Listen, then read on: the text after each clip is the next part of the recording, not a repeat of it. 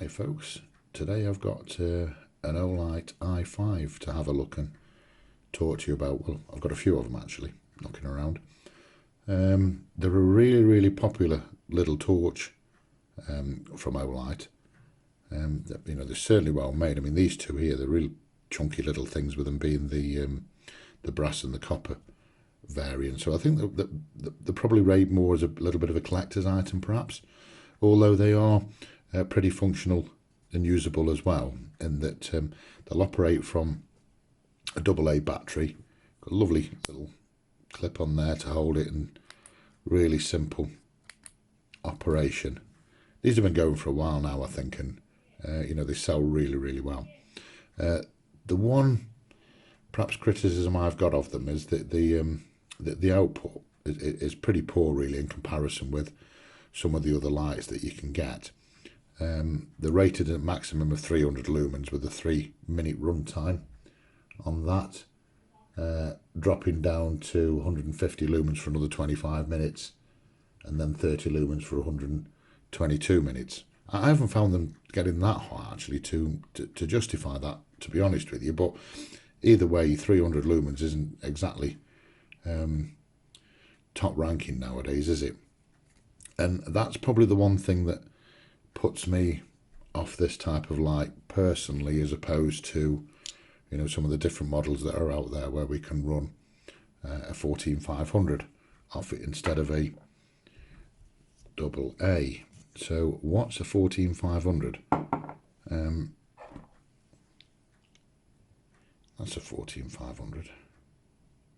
The same dimensions, give or take, as an AA. Your AA being 1.5 volt, or if it's rechargeable 1.2, whereas a 14500 is 3.7 volts.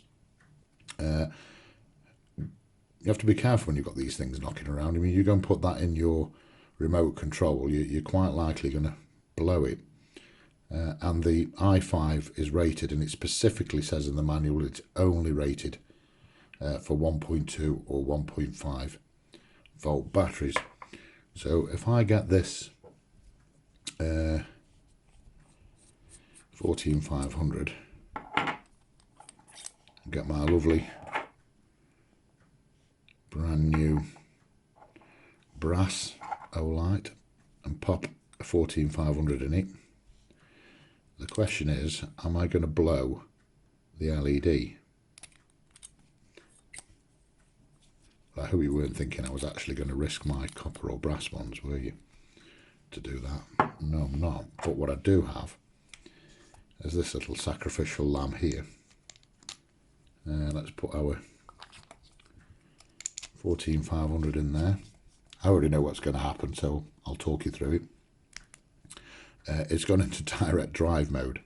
So we've lost the slight ramping feature that the i5 has, in that when you go to the high power, it kind of slowly brightens up, it ramps up to that power. And then we've also got the low and the high as well at 300 lumens. At the moment you put this 14500 in there, the power output has jumped through the roof, unbelievably so. And I'll take it outside and show you that in due course. And all you've got is just on. And it's on, and it's bam, it's on. Direct drive mode. So let's take them out, and I will show you the difference between an i5 running off an AA and an i5 running off a 14500. See you in a minute when we're outside. Okay folks, I hope the wind's not too bad.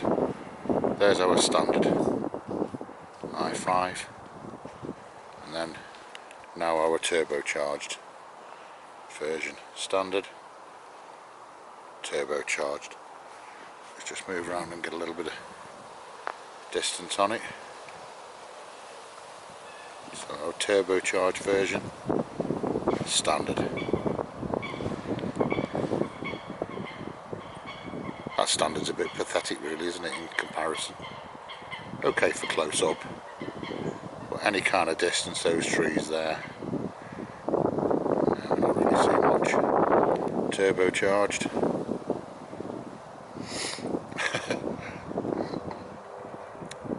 How good is that?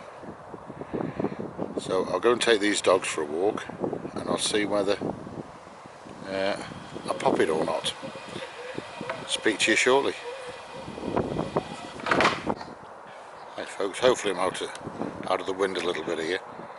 I'm quite a ways further on. Something really odd. It's just not getting warm at all, and I can only assume that it is really cold tonight. I expected it to start to step down or overheat. We know we're being driven so hard, but it hasn't. And that's oh yeah, we can. Yeah, see this lake's frozen in front of me. Those two trees there, they're 100 metres. And it's just about doing it, isn't it? So a little turbochargy. Sorry, I could hear something behind me there. Our little turbocharger, come on camera focus. Can do 100 metres. One last look up this path here. I think what I'm going to have to do is take this home, stick it on the desk and just run it for as long as I possibly can and see what happens, because I'm just not understanding at the moment why it is just running and running and running and no heat, not even on the end. I'll take it in and film a bit more then and see whether I can break it at home. I obviously can't break it out here. Hi folks, I'm back in with the i5. I've put a fresh battery in there, and let me just turn that on and start the timer, turn it on so I can tell you what I'm doing. There we go. So you can see my lux meter there down in the bottom left, reading 116 at the moment. I've turned the timer on. What temperature are we on the light? Still quite warm. Let's leave it running and see what happens.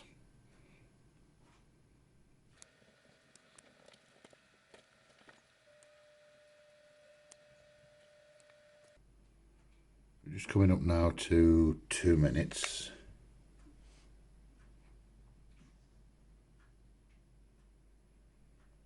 As you can see, it's warming up. That's feeling nice and warm now. I wasn't getting that outside, so that was obviously to do with it being so cold out there tonight. So at 2 minutes, that's, you're not going to want to be holding that at 2 minutes on that type of temperature. But you can see from the lux meter, oh, that's because I've just moved it. There we go. Yeah, we're not losing a significant amount of power, and I think at 2 minutes 40 now, approaching 50. Yeah, try again, shall I? So the lux meter there, we're still holding the power okay. 3 minutes 40.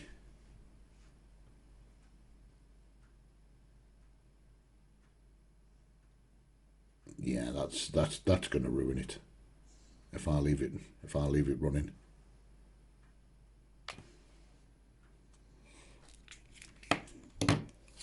Ooh, dear me, lovely and hot. There we go. So it was because it was a cold night, it wasn't getting hot. Oh dear me. Yeah, I better put that in the fridge.